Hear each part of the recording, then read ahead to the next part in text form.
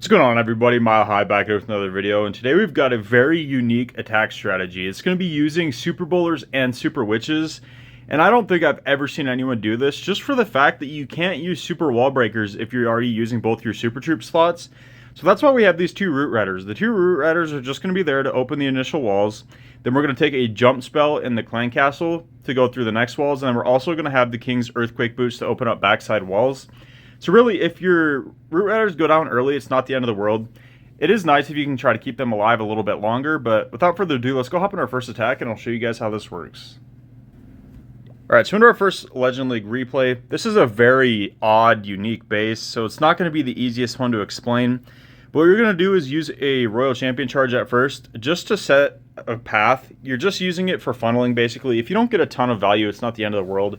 And don't be greedy. Make sure you're using the Spirit Fox timing where you use your invisibility spells on 7 and 3 just to keep your Spirit Fox alive. Because it is important to have your Spirit Fox for the main push of the army with this one. So you see we're going to go down from the bottom here and clear this tightly compact group of buildings down here. It'll just really help set the funneling since everything's touching down here. I knew we could get so many buildings taken out with our Electro Boots.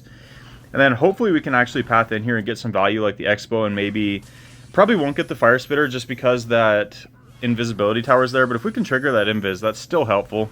We're going to get the Expo. The invis is going to trigger, so where's she going to path? Okay, she's going to path to the multi-inferno, which is actually alright. Not mad about that. And don't be greedy. I want to get this Fire Spitter really bad, so I almost lost my Fox, but as I was saying not to be greedy, I got greedy and almost lost the Fox, but I think it was worth it to get that Fire Spitter. So now I'm looking, because I don't have that good of pathing just because it's a weird base.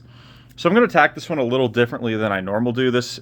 This isn't how I'm always going to attack, but I do drop my king down here, and it's going to end up being kind of sacrificed, to be honest. I wasn't paying attention and didn't notice the clan castle. I should have poisoned.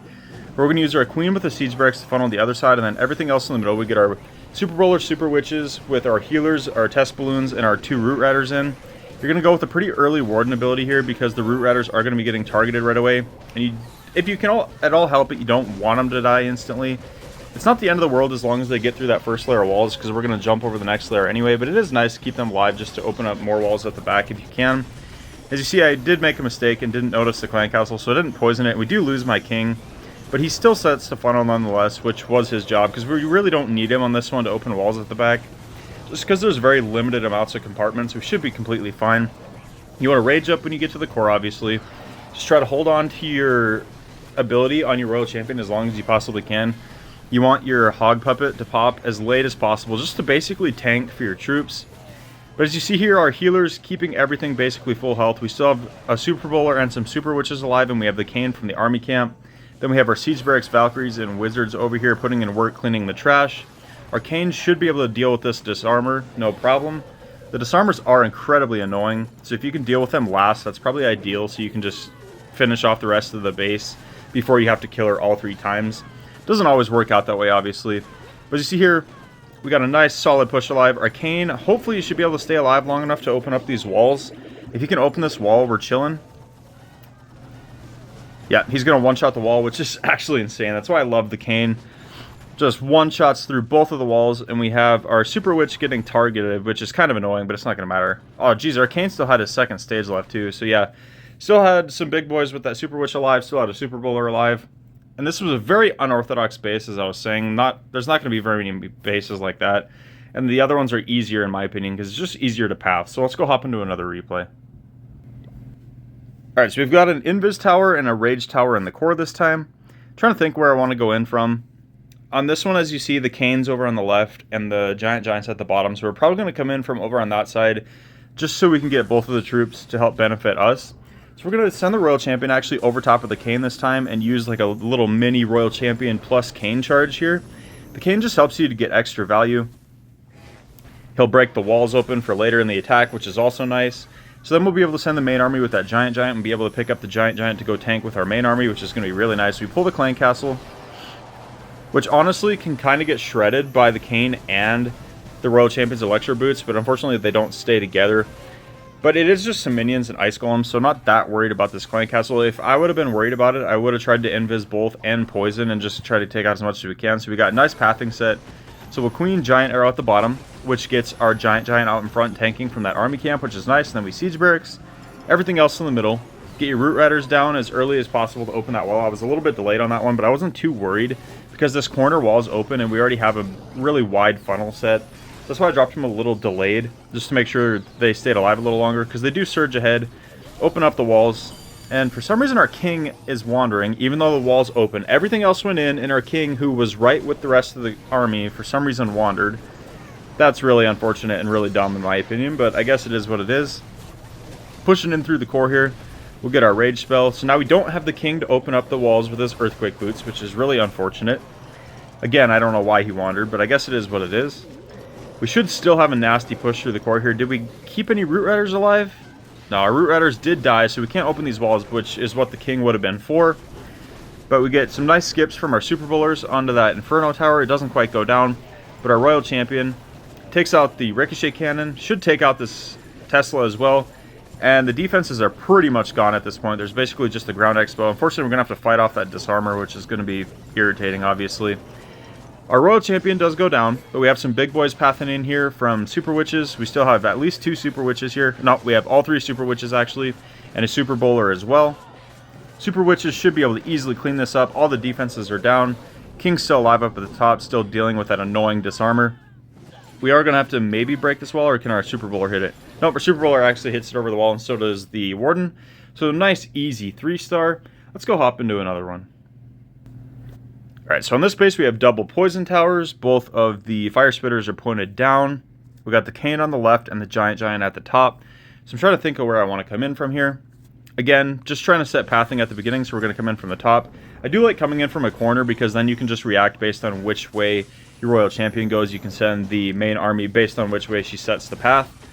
Unfortunately, I wanted her to go left because I wanted to use that Kane, but I think she's actually going to end up going the other direction. Oh, no, she actually does turn back, but we'll see if she stays on this path. She does, so that actually works out perfectly for me because this is the way I wanted to go. This Giant's going to just beat on the wall over here. He should actually take out that Ricochet Cannon, which is pretty good value, to be honest. And he turns and ignores it and hits a wall instead, and then he goes back the other direction. Yeah, so he doesn't take it out because he just started walking in circles for no reason. That's some great UI by Supercell there. So we recall out. Didn't get as big of a funnel set as I wanted to. So I'm trying to think here if I do want to come in from the Kane side now. Just want to make sure we get a good funnel. Okay, so we drop 1 Super Witch here to finish off that funnel. Terrible, terrible giant arrow by me, but it is what it is. We didn't have a Invis Tower to trigger anyway, so it's not the end of the world. It does finish off that funnel up there. But yeah, it really didn't hit anything. That was definitely supposed to go to the core, but we'll just pretend like I meant to do that. We do get a good jump spell here. Gives us access to the whole core, and then our King's Earthquake Boots should be able to open up the rest of this base here. Hopefully our Siege Barracks can set this funnel a little bit quicker at the bottom. Our Queen did go in with the main army, so our funnel isn't getting set at the bottom as quick as I would like. But it should be alright. We have our main army in the core. Our Kane's up here putting in work, breaks through the wall, takes out the Inferno Tower. Our Super Witches are there. We also have a Root Rider still there, opening up walls.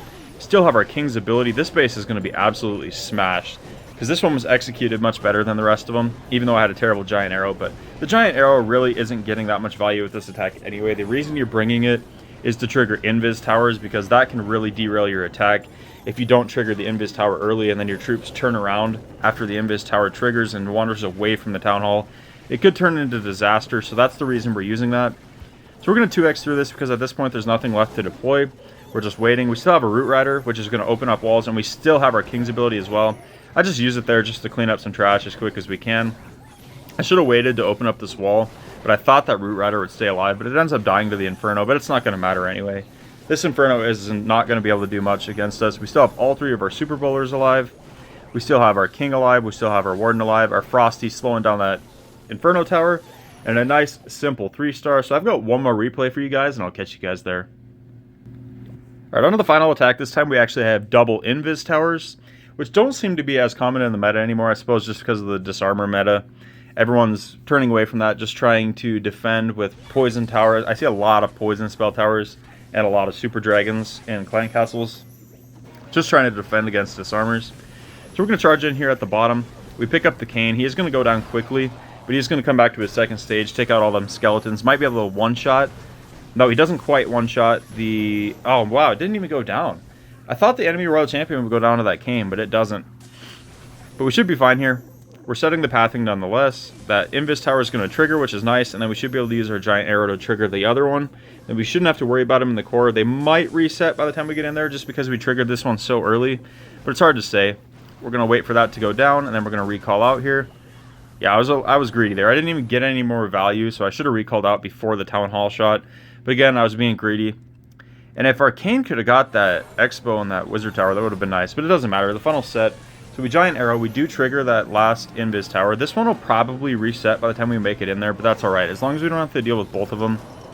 We have a really nice funnel set here. We can just easily jump spell over that junction right there. And that'll give us access to the whole core. We get the jump spell down. Our Pekka is going to set that funnel really deep over there, which is really nice. Everything is going to path perfectly into the core here. Unfortunately, my king went around and ended up in this compartment by himself. I don't know what's going on with my king today. He was being really stupid. But we get a warden ability, get a rage spell down as well. This core is going to get torn through. And we don't have to worry about that invis tower. I don't know if it already triggered again or what, but we take it down nonetheless. We have to deal with the super dragon now, but it shouldn't be a problem. We have our royal champion. We have a super witch in there. It should pretty much melt that super dragon. It shouldn't get too much value. Super Dragon goes down. We got all our Super Bowlers up here skipping on stuff. We still have our Siege Barracks, Pekkas, and Wizards doing work, trimming trash on the outside. King's down here at the bottom by himself, but he does still have his Earthquake Boots. So that's going to easily open up the backside of that base there, open up that wall. And then his Spiky Ball should skip through and take out most of these defenses. I'm probably going to use it right here, honestly, on this corner. And I do. Unfortunately, we're going to have to deal with the disarmer now. And unfortunately, our Spiky Ball skipped the only defense that I wanted it to hit. Of course, Fire Spitter, the biggest defense. It doesn't matter, though. I see 2 Super Bowlers here. We have 2 Super Witches here. We have a bunch of stuff still alive over here. A giant. This base was absolutely smashed. So as you see, if you can execute that funnel well and just keep everything tightly compact, this attack will tear through the base. So let me know in the comments how this works for you guys. Drop a like if you guys enjoyed. I'll catch you guys in the next video.